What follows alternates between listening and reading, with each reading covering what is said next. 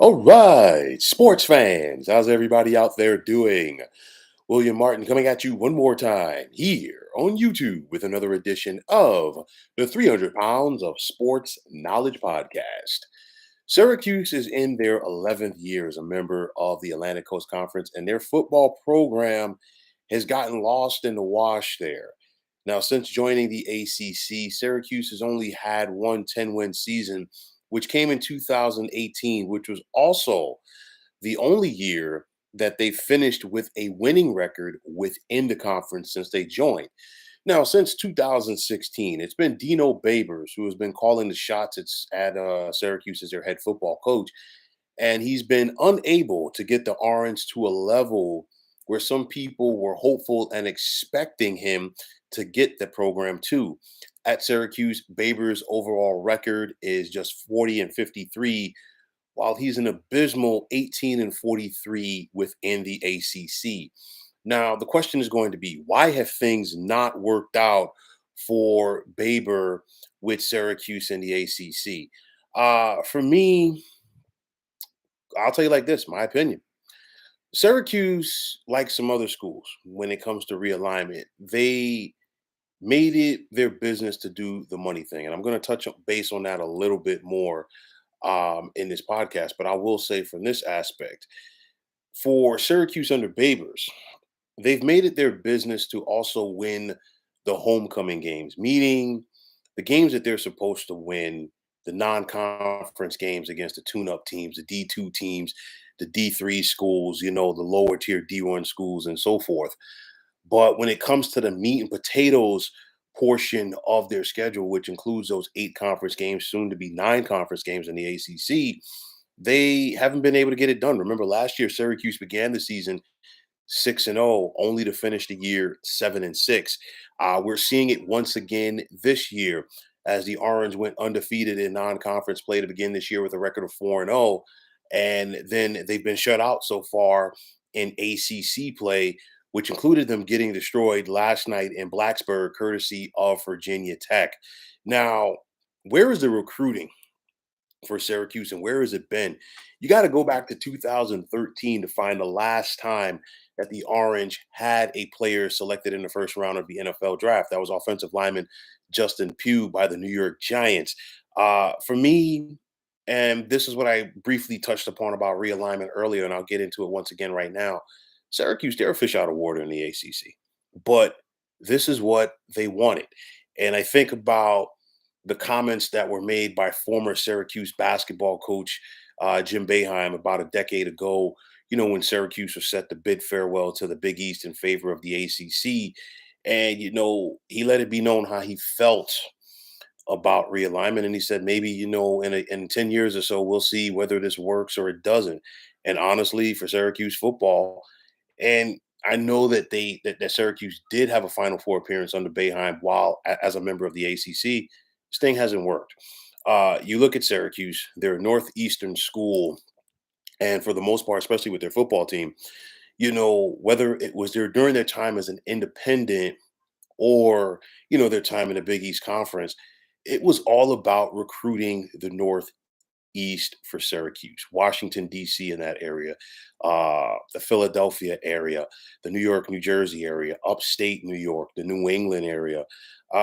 Syracuse isn't getting those quality kids anymore, and they really haven't gotten those quality kids consistently in close to 20 years. And this dates back to their time in the Big East. I mean, you think about Syracuse football, and of course, there's a generation out here right now that really doesn't understand how good that Syracuse football was once upon a time. I mean, they've had a who's who of Hall of Famers come out of Central New York from this school.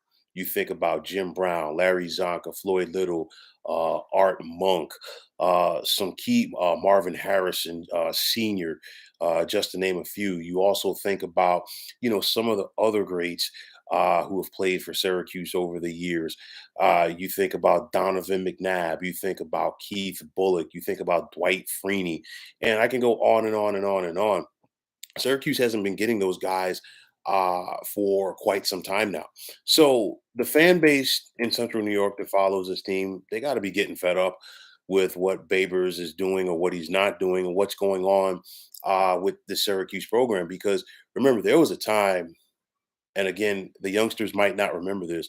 There was a time when the Carrier Dome, now I know it's a JMA wireless dome, but there was a time when that Carrier Dome for Syracuse was rocking. That was a place to be, and not just for their men's basketball games, also for their football team as well.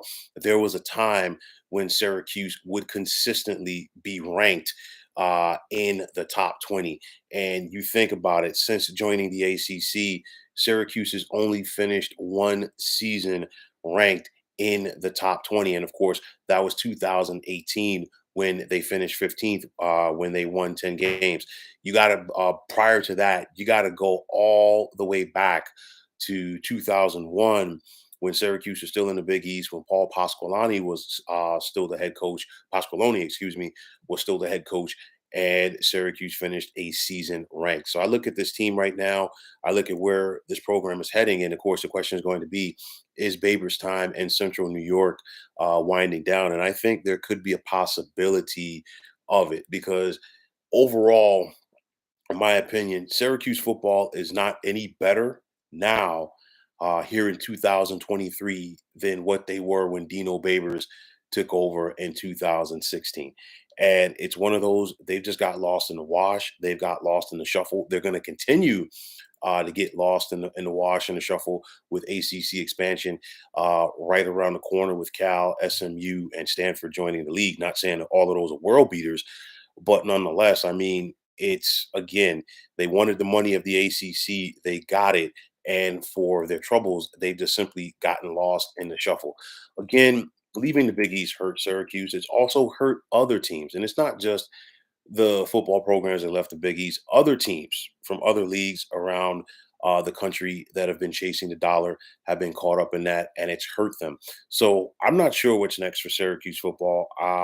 I think this could be the last year of Dino Babers there, but whoever takes over this program, if that's the direction that the powers that be at Syracuse want to go in, you got a scenario where they got to try to find a way to recruit the Northeast, and easier said than done right now, especially with when you got so much competition from the likes of the Big Ten to try to get those kids to go to their respective schools as well.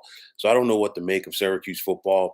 It's really gotten down um, compared to what it once was.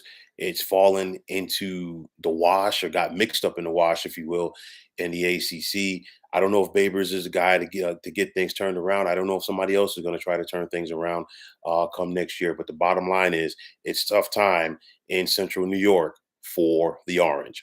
And folks, that is going to wrap it up. And as always, I want to take this time out to thank you for tuning into the 300 Pounds of Sports Knowledge podcast here on YouTube. I want to take this time out to thank all of you fine folks out there for tuning in. And if you have not already, please feel free to subscribe to this channel. Now, if you're on the X, formerly known as Twitter, please feel free to follow me at 300 Pounds of Sports. And like I always say, if you follow me, it'd be my pleasure to follow you right back. There's also the sports discussion group on Facebook at the Sports Depot 365. Now you can check it out, drop a line, and be a part of one of the better sports debating sites going on social media. So once again, fine folks, my name is William Martin, and I am signing off. And I'm saying take care and have yourselves a wonderful day.